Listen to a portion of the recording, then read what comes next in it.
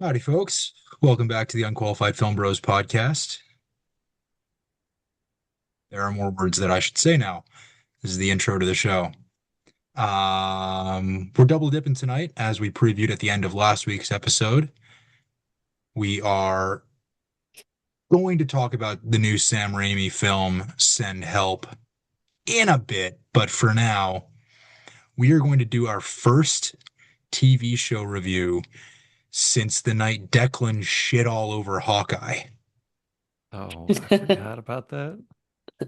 Legendary early moments in pod history. It was like the seventh or eighth episode we ever did. Yeah, it was early.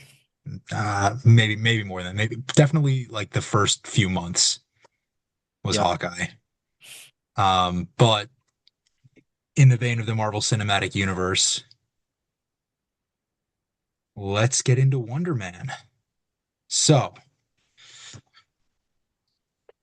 I'm going to start with I really wish you had set your name to Wonder Ben because that was right there. Well, But both of you, I'll open the floor up to you both. What'd you think? Oh, it's great. I think it's like a Marvel special presentation, so it didn't feel like they were reaching for, the continuity of the Infinity Saga or anything like that, which is great. I'm glad that they're moving away from that kind of a format. They suffered under that sort of burden for the past couple of years. And now, at least with this project and even some of the movies and some of the things that Marvel's been releasing over the past couple of months and even the last year or so, they may be turning a corner and sort of doing more high quality projects and that are more interesting at the very least, that are independent or at least somewhat more independent. And I think that's to their benefit. And I think Wonder Man is honestly one of the better shows that they've released. You can't compare it necessarily to some of the movies, but in terms of shows, it's up there, right? Like it is a love letter to Hollywood, to cinema, to the art of filmmaking. And there's some really interesting stuff in there. I'm excited to get into it. But overall, I loved it. I really did. yeah, no, pretty much the same here. I really enjoyed that we didn't get like a ton of fight scenes and a lot of the standard stuff you get from Marvel.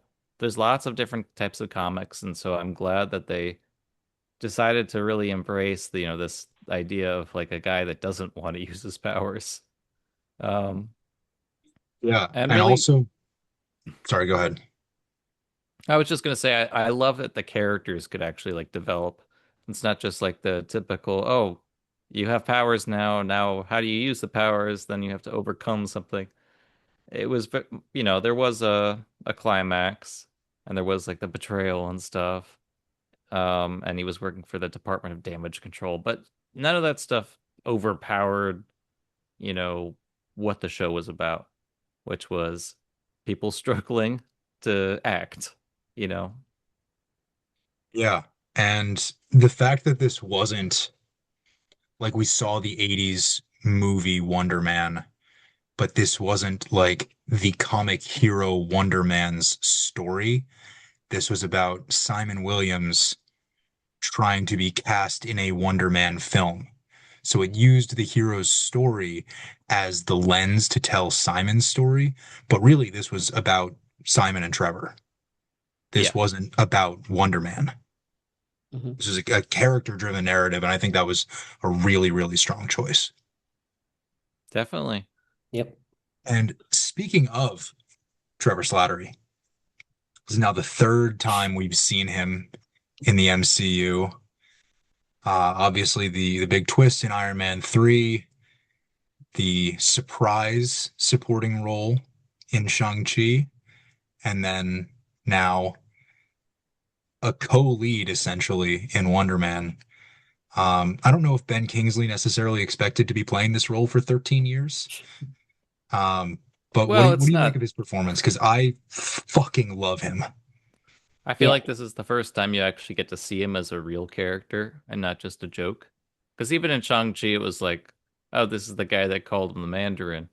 Um, it was still just sort of the same thing. And then this one, I think it's great that they made him friends with Joe Pantoliano. And they had that Who scene where ends it's up like, in the movie. yeah. Um, and also I love the joke, if I had been Joe Pantoliano said, I've done everything. If I'd been British, I would have been knighted by now. Talking to Sir Ben Kingsley. Um, but yeah, clearly lots of cinematic jokes, which I was a fan of. But I just genuinely loved, that you were rooting for him to become an actor, not this like superhero. It was a very different feel. Like you were rooting for the human and not, the superhero. Very easy to root for, right? And I think credit in large part to the writing of the show, but also to the performance by Yahya Abdul-Mateen. I think he brought a lot of depth to this role. I think he was able to show a really vulnerable side of Simon, um, which I think goes beyond a lot of, like Max, what you were saying, what we've seen from Marvel the last couple of years. It I, also goes to like him as a person, because I know that he joined like an acting school late, you know, I think in early 30s or something. Um, just because, I think he got laid off or something, but wasn't happy, joined the acting school, and then so he joined pretty late, and so I'm sure it's been, a lot harder to get in. Um, and a lot of that stuff resonates with his character. So I felt like he had talked about, acting in like DC as what was his name? The Manta, Black Manta. Black Manta, yeah. Um yeah, and in it was just like Aquaman, right? this isn't real acting. And in this one, you even have a joke at the end where Trevor Slattery's been replaced and he's acting all to the green tennis ball, which is what everybody makes fun of Marvel for, even Anthony Mhm. Hopkins. It's like it's not real acting. You're talking to a tennis ball. Yeah, I mean, and to that point, right? And just continuing my earlier thoughts, like this didn't feel like sort of a typical Marvel show or project, right? Like a lot of times, even in some of their better um things that they release, like WandaVision or something like that, you can tell that it's a superhero or a supervillain show. Like it feels like that. Um, this didn't have that feel. It really took the time to, like you said, Ben, develop the characters, but delve into making each episode feel unique within the story that it was trying to build across the series. I mean, the And standout is obviously the black and white episode Doorman, yeah, but that the scene where he has that hallucination or that dream where he punches I forget his name in the face. They're doing through the lots of face. practical effects. Yeah. Yeah, through the face. Yeah, they're doing lots of that. Lots and the tennis ball, like they're doing a lot that is just there. Um, and it's wonderful. It really is. And Yeah. again, just going back to like the powers, I love that Hmm. we're like rooting for his powers as an actor, not like his Wonder Yeah. Man powers. There's the like scene where he redoes Pretty Woman and everyone's like, it's not like he got, beat by some big bad guy. It's just like, no, you can do better than that. Yeah. And we see right from the first scene of the first episode where he's a day player on some American film, Horror Story. American Horror Story, when he's standing in as a professor in one scene, and he's so into the work. He's so into, well, what's my backstory? What's the relationship dynamic between me Too, and this other too character? into it. Too into it. Too so into it that he gets himself fired. Yeah. So we know what a passion acting is for Simon. And then I think we can chalk it up to nerves of falling into a safe zone with Von Kovac when he's doing the Pretty Woman scene when Well, he's supposed to I be mean, doing improv. like he says, he's like afraid that, if he shows his true self, he's gonna show Wonder Man and get himself, fired forever. Yeah. So, they explain it. I think it makes sense, but it's just like the tension there, is what I was talking about. Like he's not getting beat up by somebody. He literally beats himself, which is Mhm. kind of the whole thing, is that he needs Trevor to, essentially believe in him. Even if he's sort of betraying him at the time, it's all Yeah. honest from his side, and so they have this bond. We get another appearance from Agent Cleary and Damage Control. Yep. Um, Mm. I believe we're going to see more of Damage Control in Spider-Man Brand New Day. Sure, makes sense. Um, Obviously, Agent Cleary was in Spider-Man No Way Home. I think that was his first appearance. Um, but I think I read that Tremel Tillman is going to be playing the head of Damage Control in Brand New Day. I know he was officially cast in the film. That's the rumor that's going around right now. So we're going to see more of Damage Control. Uh, I like Cleary as sort of this real world grounded element to this fantastic superhero universe. In the appearances that we've seen from him, Miss Marvel, obviously, but then here, just his interactions with Trevor and his superiors. Uh, I think he's a great character. Obviously, he's not who we're focusing on here. And Ben, I can sort of see you getting ready to challenge me on this, but I uh, mean, it's fine. It's not like he's not a it great just character. He's a it's generic like bad guy. we're I don't even know about bad guy. It's We just get the this ambitious bureaucracy. bureaucrat, like Yeah. Yeah, that's kind of all he is, right? And he's great in his role, Yeah, he's but fine. It's nothing against him, but yeah, I don't need to see him it's ever. just If I never on saw him on again, top I'd of be fine. fair. That's a fair assessment. But just again, this is a Marvel Spotlight presentation. It's not. I don't think we're going to see Simon and Trevor in Doomsday or Secret No, Wars. no, no. We don't no, even But and know we what his shouldn't. If we do, no. that's a huge yeah, mistake. but like just Yaya will probably decline. to share the continuity, to have that extra bridge, I think was a nice touch. I, honestly, it's unnecessary. I get having something over Trevor and all this stuff, but Well, we needed an explanation for Trevor yeah. No, being no. who and where he is after Shang-Chi, and especially after Iron Man 3. No, that's true. Well, yeah. So I it made just sense narratively, and I liked the way they I did it. I get it, and I had nothing against it. But when I first saw, the Department of Damage Control show up, it was like, ah, shoot. It reminded me I was in Marvel. It's like there's nothing wrong with Marvel, but this show is like, you didn't have to go that far into Yeah. it. But I think they found the right balance, Yeah, no, they They're ended up finding the they right obviously balance. had to When sort of have those callbacks and connections and everything, but they didn't overdo it, Yeah, which yeah. could have been, I mean, it would have been really easy to do. No, Like, that's a good point. yeah. I think it was like an initial reaction seeing it, and it was like, oh, it's gonna, because we've had a few Marvel shows where it's like, oh, we're doing something brave, like Secret Invasion and stuff like that, where it's like the first Yikes. episode was like, well, there's something going on here, and then it just Yeah. gets progressively worse, and it's like, oh shoot, oh, this Hmm. happened. Or even Secret like with Invasion Moon wasn't Knight, it. I don't know. No, There's but been a lot of them where they introduce too much of the Marvel and then did just defeat the purpose of the original show. yeah. Like So there that's what I was have been worried about. shows that are well done that are very clearly Marvel. Like I think I would put Loki Yeah, in that Loki category, definitely. right? Like that is clearly a Marvel show. They don't shy away from it. There's no non-connections basically, Yeah, anyone but dealing with like it's the main yeah. people, that's probably gonna It be yeah.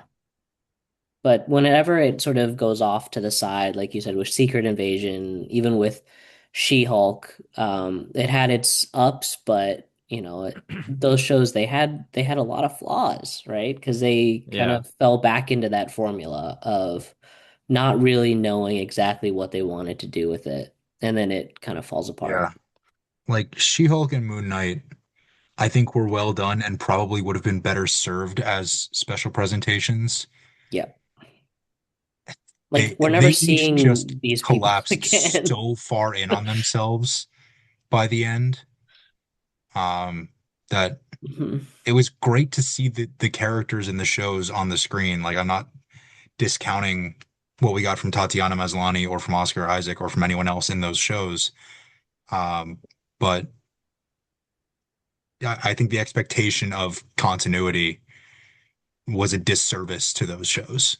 Yeah, Yeah. just needing to always have like we have Moon Knight, which probably never gonna get a season two, and it ends with like, oh my God, there's Huge another one. cliffhanger. Yeah. Jake You Lockley's know, there. Oh my God. at a certain point, it's you just can't do that. You can't just keep them stringing along. It's unsatisfying. Nobody Yeah. wants to watch it. You do it enough, and people just stop watching. Just And that's tell a what happened with story. Marvel. Yeah. Yeah. Yeah.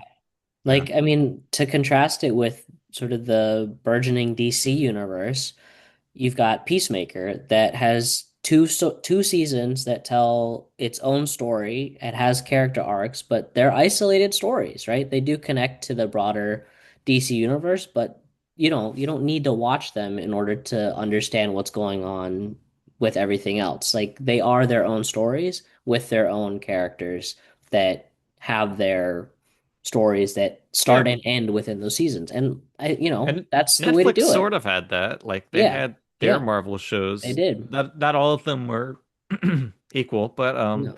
But the Defenders shows on Netflix, I think, is probably Yeah. the best example of what Marvel has done. And this was yeah, even no, before the, that's what I meant. I meant yeah. like not all of them are equal, like Iron Daredevil, Jessica Fist, Jones, Hmm. Luke Cage. Like but that's high most of them are really quality. good. Yeah. And they had nothing to do with it. Yeah. Yeah. You don't need to Um, combine everything. No. Marvel realized that a long time ago. It's like you have these random side adventures because if everything matters, then you can't do anything crazy. Everything Mhm. has consequences.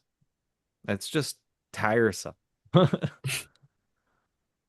quickly before we move on to send help, Max, you brought it up briefly earlier. I do quickly want to talk about the DeMar Dorman Davis episode, the black and white episode 4 of the show, which for whatever reason, when I was playing through the show on Disney Plus, it was the sixth episode I watched. I don't know What? why. I don't know why. I played one, two, three, and then it skipped to five and six, and then I watched episode 4. That is, I-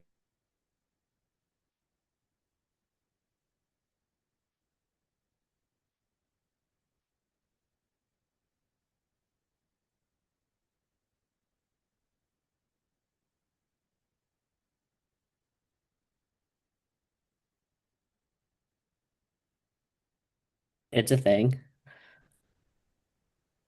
It's a Sorry, thing. you T guys was a froze thing. for me for like a solid 30 seconds. Oh, Sorry, well, we mentioned J-Gad. yeah. Oh, RIP JGAD, Yeah. wherever you are. Yeah. Great visual presentation of an episode, great little sub story. Definitely good to sort of set up the whole anti-superhero sentiment in Hollywood. Well, yeah, but I think that even for me, the more important thing was like seeing the ups and downs of Hollywood. Um, we're seeing Wonder Man like rise up, but you have no idea how Hollywood treats you. Hmm. And it was just sort of like a interesting cautionary tale, not only for his powers, but also for the dangers of fame and all that stuff. Hmm. Or almost like it was a metaphor. Ding dong. Wouldn't it be knock knock? Shoot. Actually, I don't know which one is better. He should I have think been doorbell if it was ding dong. I think knock knock would have been a better Yeah. catchphrase.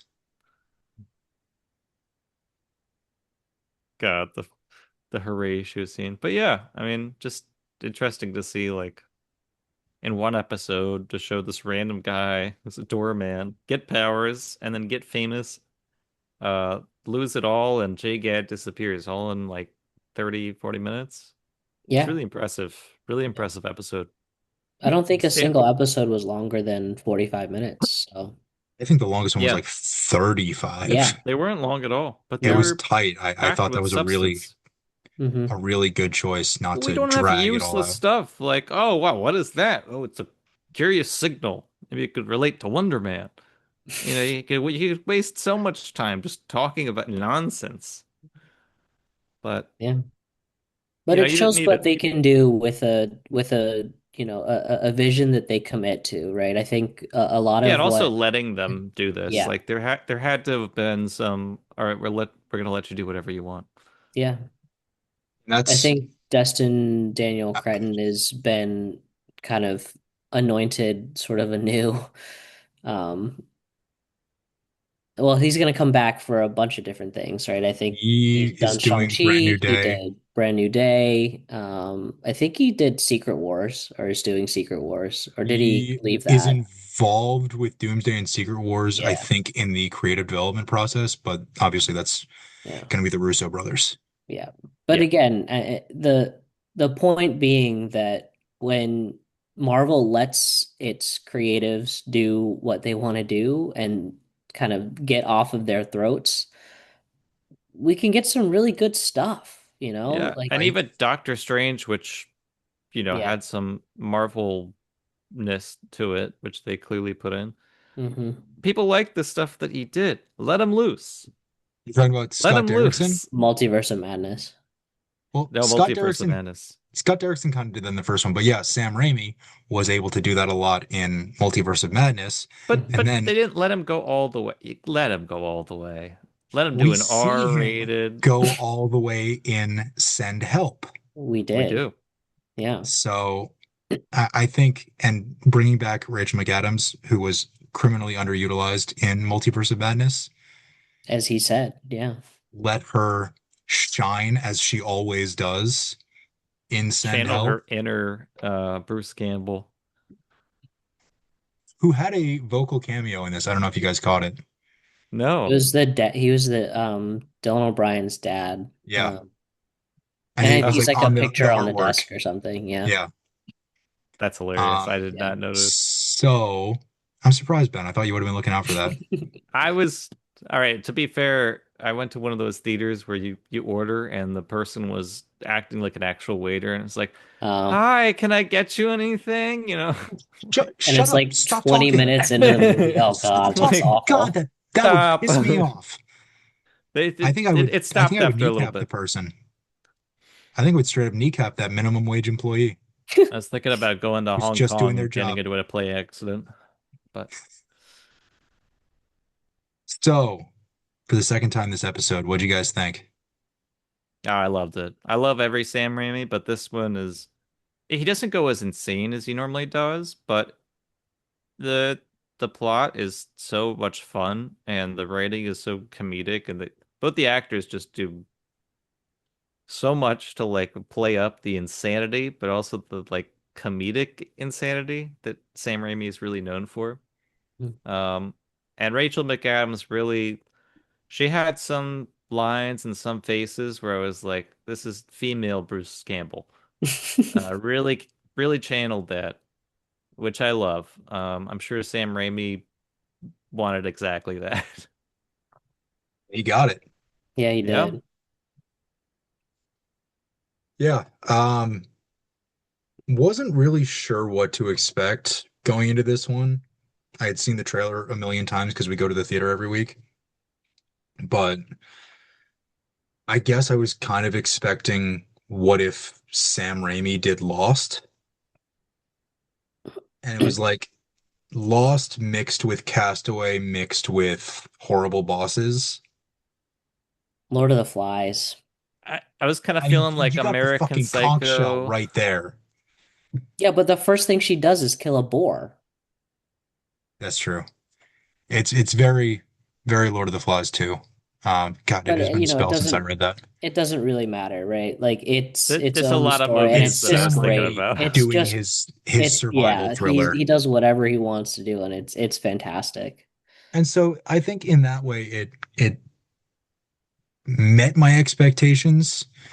Um, but then in true Sam Raimi style, it went past those expectations. He did so much more with his own material that I think he's really made his career doing that, is taking what he's got and pushing the limits, pushing the boundaries, pushing his actors.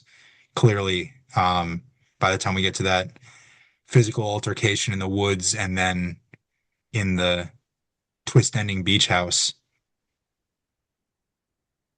it was leaning into physicality and horror elements with shot selections and cinematography, that Hmm. Sam Raimi does really well. Yeah. Like when Zuri comes out of the water, um, Yeah, and you you see have like some. the hand with the engagement ring just grabbing onto the sand as she comes back onto dry, and then the shock on Rachel McAdams' face. And the ghost face that pops up right Hmm. next to her, that It and the looks one in the water right after the plane crash, those were the only two jump scares that really got me. does look like practical effects with the They way were their eyes practical. are. Hmm. It's fun. Yeah, I wouldn't expect Sam Raimi to do a bunch of CGI stuff. Um, but yeah, I really love that you take this sort of seemingly innocent, woman in Linda, and you gradually see that she, may have gone a little bit insane on the island, but really she was already insane. She was a strategizer. And so she didn't like cause the plane crash, but you really wonder how long like she was thinking, well, now I have him at my fingertips, I can do whatever I want. That sort of like, and you have no idea what happened to her husband, whether she was telling the truth, what in the world was going on. Hmm. But I love the shot at the end. Just because they're talking about golf in the beginning. It's like, well, we need somebody that, golfs. You don't really golf, Linda. And And she then it beats the shit out of him with a golf club too. and then knocks his No, head she kills off. him. Yeah. Yeah. It transitions to her playing golf. It's What Hmm. great. a great cut. But I really didn't know what was going to happen. I didn't know which one would survive because at the end, I didn't know which one was even worthy of survival. They were both I horrible thought people. and Ben, I'm very much in the same boat. I went back and forth throughout the entire movie, which one was going to live and which one was going to die. I thought there was no way they both survived this. No. No. Either one of them was going to die or they were both going to die. They were going to kill each other or the island was going to get them or something. And then I think the way it plays out with Linda killing Bradley, I think that was probably the way I most expected it to go over the course of the movie. But there were still times like when Bradley poisons her but gets the dose wrong. I thought that could have been it. And that would have been shock value. I thought Hmm. when he had the raft right after that and he was trying to get away, I didn't think it would work out for him. And obviously it didn't. But I thought there was an opportunity there for him to have some sort of advanced survival beyond Linda and beyond the island. So I thought Yeah. he had his chances. Obviously, in the house at the end, he had his shot. The gun wasn't loaded, not his fault. Um, He's but not prepared. yeah, I always thought, it always did make sense to me, like you said, George, that she would end up on top. She was always the smarter one. You saw how she, even at the beginning, right? She's presented as this grinder in the corporate world that is gonna do the dirty and grunt work for the people that get handed things like Bradley and Donovan, and her survivor tape, right? That's funny, but it shows just a little bit more of her character. Like she uh, already knows, she has some knowledge of the wilderness, the outside, and so it all made sense that she would end up on top because she was the one that was going to be prepared. She was the one that would do whatever it took to Oh, survive, and she was ready for it when Bradley wasn't. we saw Yeah. the books in her apartment. We saw her Mhm. watching Survivor with her sweetie at the beginning of the movie. So obviously knowing where this movie was going based on the trailer and what we read about it beforehand, we knew that, oh, this is how she's got those survival skills that she'll be able to play up once she's on the island. And then it was all legit. It was all, yeah, this is that kind of person who will do what it takes to survive if she's put into a life or death situation. And we'll take advantage of getting lucky, right? Like you said with the poisoning, she got lucky that he fucked up the dosage. She got lucky that the gun wasn't loaded at the end, but didn't let those moments go to waste, and that's I why I she Do we I won think she don't got because of that. lucky with the gun, or do you I think don't she think had that was lucky. purposely No, I think unloaded that it? was because the way that she was acting, she was like strategy and planning. That's true. I I think the whole point was one last. I mean, she enjoys tormenting him. It's not about killing him. Well, I Yeah. mean, the She whole saved scene with his. the paralysis and the fake Yeah. castration. Yeah. I mean, and also she saved his life like multiple times. She could have just let him die. I mean, he would have died, but she didn't. And so you think Well, first, oh, she's a nice person. She's taking care of him, even though he's terrible. But you gradually realize that she really enjoys this to the point that, she that's kills why the she fiance. chooses to stay on the island when the first boat comes through. Yeah, She yeah, hasn't had enough she hasn't had enough of the but island, of the fun of it for her, but because it I is love, fun for her. yeah, but I do love the way that like it slowly progresses from it's like, oh well, this guy kind of deserves it, he deserves to have, a few more days of, you know, No water, not no being able to be food. an asshole. But it's, you sort of root for her in the beginning and that it's like, oh, wow. Okay. It's funny you bring that up then, because there were times when we got into the house at the end when she's got the whole security cam set up in front of her and she's speaking over the sound system of the Hey, house. she's Jigsaw.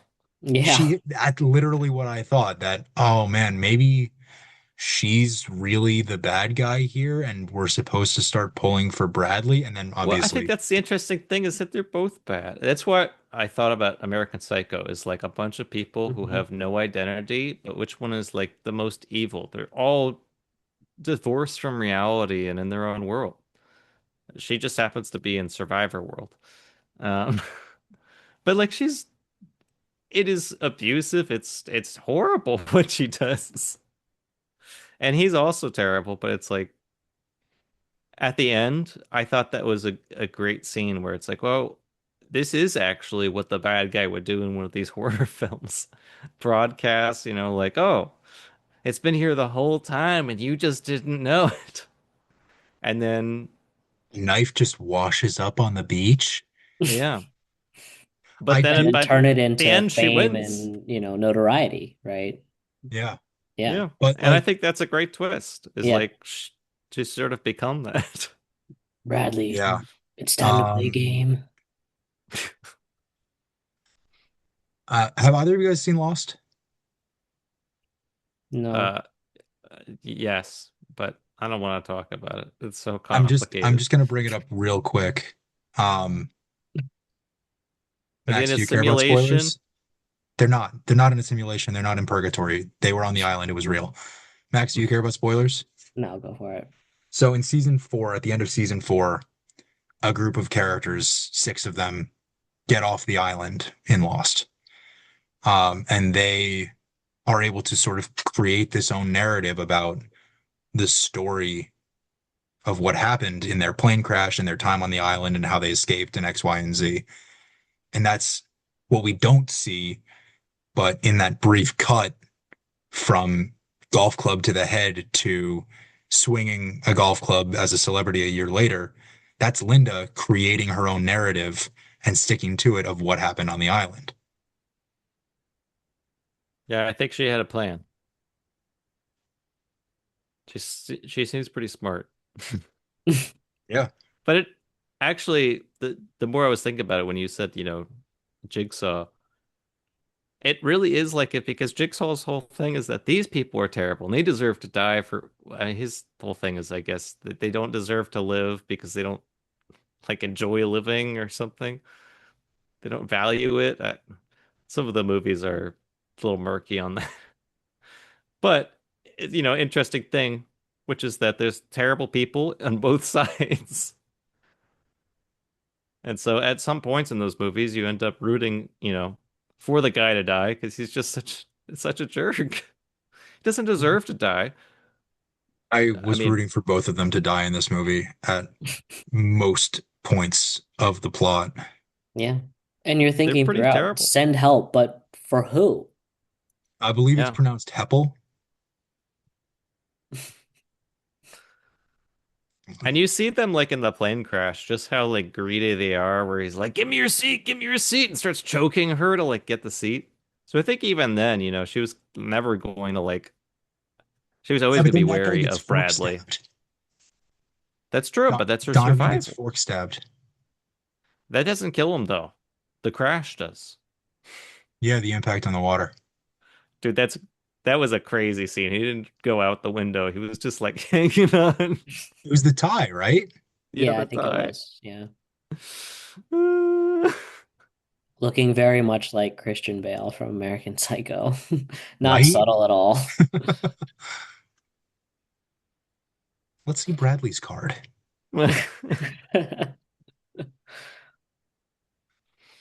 But yeah, I really loved it. I thought a little bit of obviously much more comedic, but the talented Mr. Ripley. Hmm. Um obviously that's much more like psychotic and planned, murderous, but Yeah, I think by and large, I enjoyed this movie probably about as much as I could have called. Um, I didn't love it, but the entertainment value was there the entire time, and I was never bored while watching it. I liked it, didn't love it. Go Rachel McAdams is all I have to say. I don't like that review. Go on Letterboxd and like that review. It's blowing up. I do not like that review. I think my review for Send Help on Letterboxd is my most liked review. So feeling pretty good about that. There you go. I'm Four not. stars. What? Four Jeez. stars. Oh, okay. Well, that's reasonable.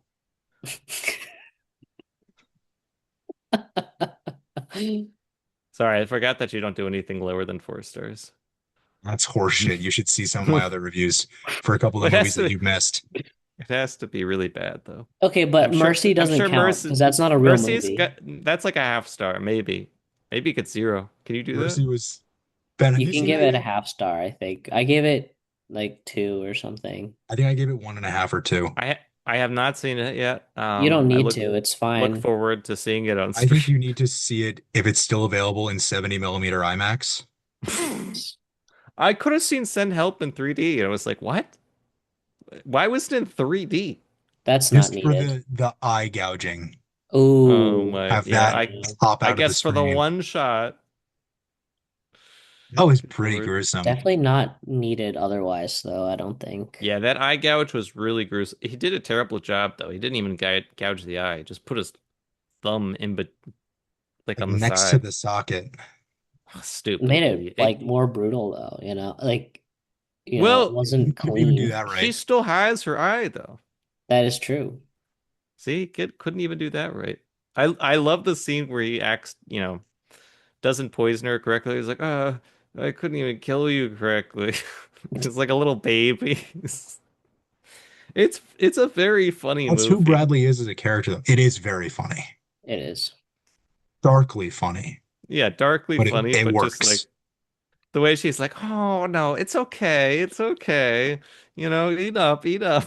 They're both As she's fucking barbecuing the blue ring psychopaths. octopus, like, here you go, buddy. It's Here okay. you go. No, it's okay.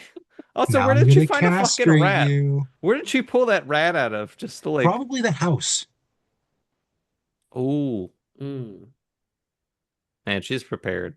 she's ready, She is a man. Is planner. she prepared, or is she just lucky that there was a beach house there?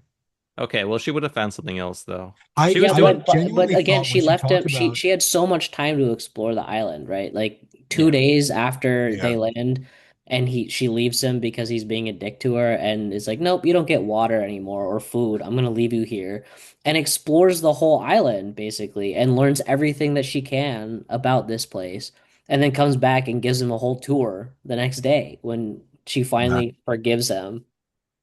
I really Gives it a little thought water. she was Yeah. telling the truth about the like poisonous vines and thorns and shit, and that's where our final confrontation was going to be. The fact that it was uh just lie about there being a house I there. love that. That I was mean, a it great shows how twist. like how crazy and manipulative she is, and also it's a nice twist where you think like he's gonna go through all there and she's gonna be prepared and he's gonna be itching, but no, that's where the house is. There is no poison ivy. Yeah. But yeah, nothing groundbreaking for Sam Raimi, but just a really well crafted movie with like Mm. just letting the actors tear up the scene. It wouldn't have been as good without those two. Yeah, And also good to get a late January movie that's not a total bummer. Also true. Because we have had some, I mean, Shelter was Jason Statham being That's Jason Statham. different. That's always going to be Yeah, awesome. that's But different. yeah. But like Mercy, come on now. in a 2 months of the year, January, February, where we get schlock like Mercy, We should like have I'm done surprised Primate instead of Mercy. I'm surprised Tron Ares wasn't a January release. Like, come on. This shit. Tron Ares isn't that bad considering the score is just so cool Okay, Nine Inch that Nails it aside, Tron Ares is shit. yeah, but like you can watch you're not in pain watching it because you're just listening to the music being like do do do do do do. And it looks You gotta cool, look, right? you It gotta Like, looks look at cool. Jared Ben, I Flashing Leto's think you lights. said face. 70%. You do those two things right, and you're 70% of the way there And they in our were. They episode. And just like did they that's true. forgot. Yeah.